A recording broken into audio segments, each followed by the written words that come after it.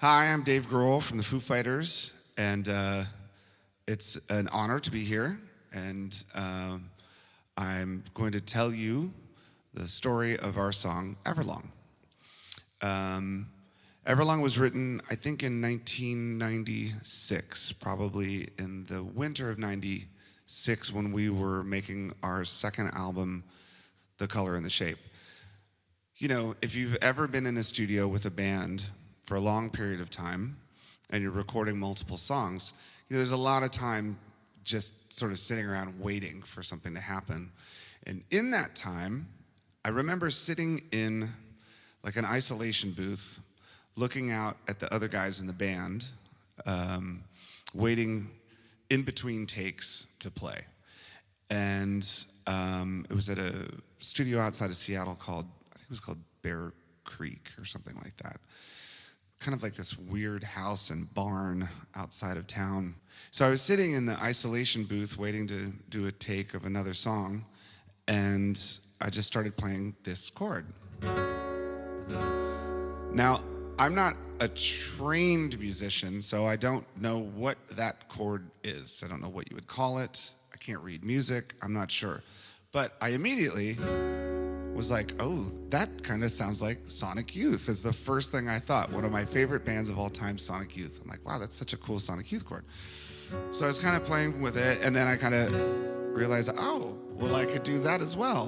What's that chord? No clue. Don't know what it's called. Don't know anything about guitar. But I realized you could sort of move it around. And so in between takes, I would kind of mess around with this thing, you know, strum around with it. Now at the time, I was breaking up with a girl that I had been with for a while. So I was sort of in the middle of this intense emotional period. And for whatever reason, the emotion or the feeling I got when I would play this succession of chords sort of touched on whatever that emotion was. So we continued recording. In the meantime, my relationship ended, and I was in a very difficult place. I remember it was right around Christmas. I went back to Virginia, where I grew up, and at this point, the song had sort of evolved into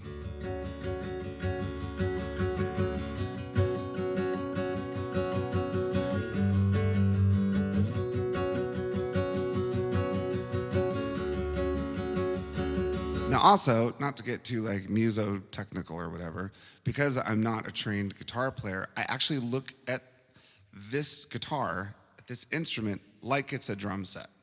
So I look at the lower strings like kicks and snares, and I look at the higher strings almost as if they're cymbals.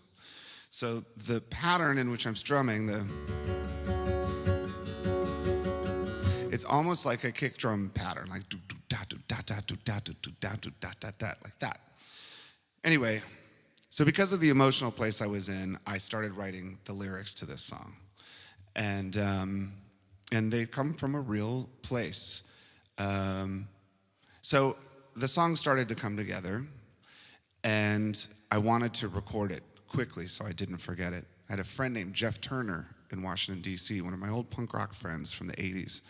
He had a studio next to this great bar called the Black Cat on 14th Street. And I said, hey, could I come in and just do a demo really quick? He said, sure. And without having it fully formed, I just kind of went in. I put down a drum track. I put down the guitars and the bass, and I sang it into a microphone for the first time. And it did seem to make sense. The lyric and the melody at the time where I was emotionally, it all made sense. And I think that that's what songs should be.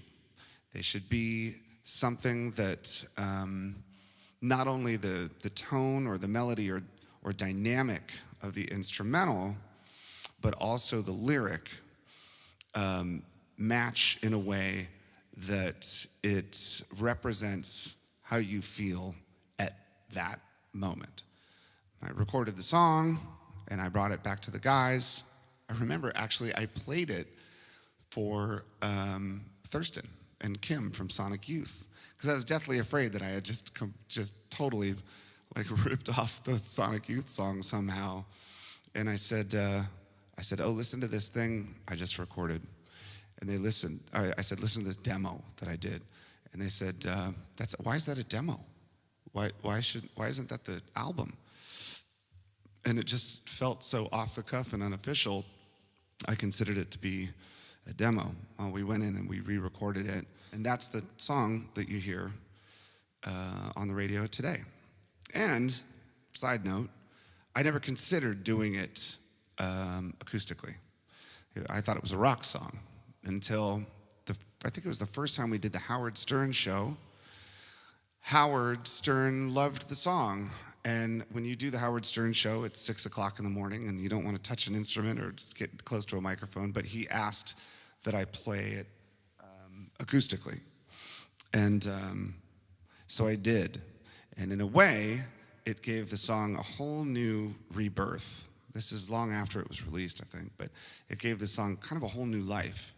Because I think sometimes when I do it this way, it really does peel back a lot of the bells and whistles and the other noise when it's just the lyric and the guitar and my voice. I think it kind of makes the song feel the way I had always wished it felt.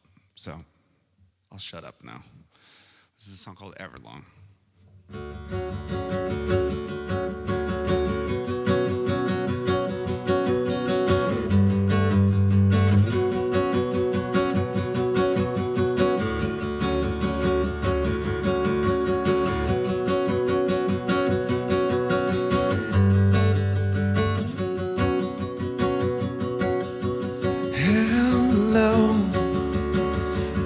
Waited here for you, Everlong. Tonight I throw myself into, and out of the red, out of her head she sang, do do do do do do do do do do do do.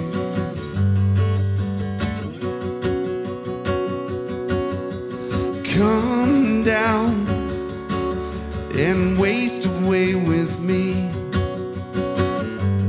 down with me. Slow how you wanted it to be. I'm over my head, out of her head she sang.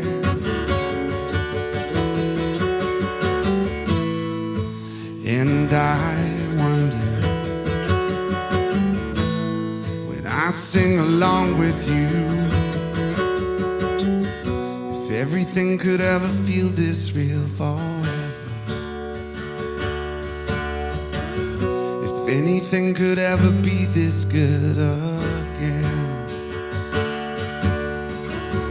The only thing I'll ever ask of you, gotta promise not to stop when I say when. She sang.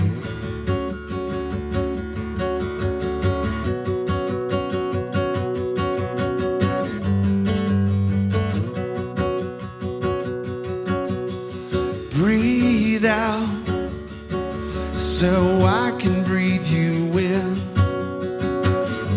and hold you in. And now I know you've always been out of your head, out of my head, I sang.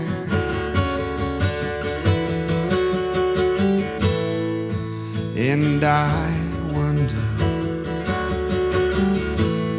when I sing along with you, if everything could ever feel this real forever, if anything could ever be this good again. The Only thing I'll ever ask of you, gotta promise not to stop when I say, well, she said.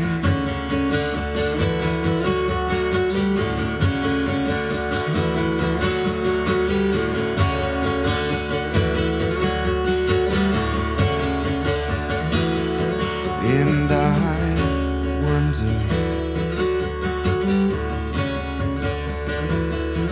when I sing along with you, if everything could ever feel this real forever, if anything could ever be this good again, the only thing I'll ever ask of you, gotta promise not to stop when I say